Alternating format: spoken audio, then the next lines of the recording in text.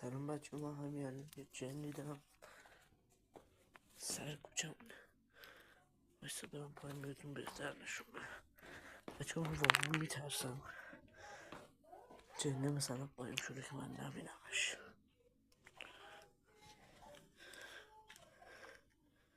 بچه اونا چه صافت اسکول.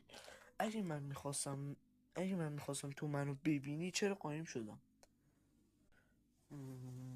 راست میگی.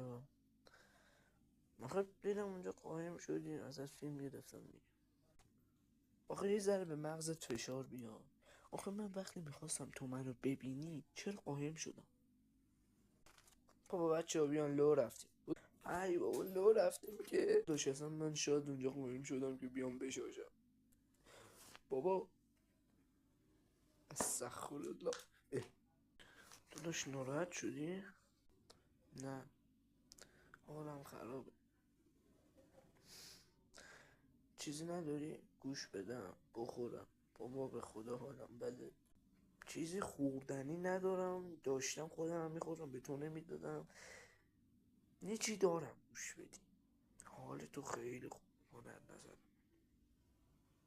داداش. چی؟ دمت گرم به خدا کاری باد نداریم و بده یه چی گوش بدم به خدا حالم خوب شد. یه جنسکه بهت میدم. جنسکه که نمیخوام، ولی داداشون چیه؟ بیا گنده گوشت چیه؟ باش بابا باش. این چه آهنگیه؟ داداش این چیه؟ داداش میخوام فرار کنم. این چه آهنگیه؟ هیچی، یکی از آهنگان محسن لرستانی فقط.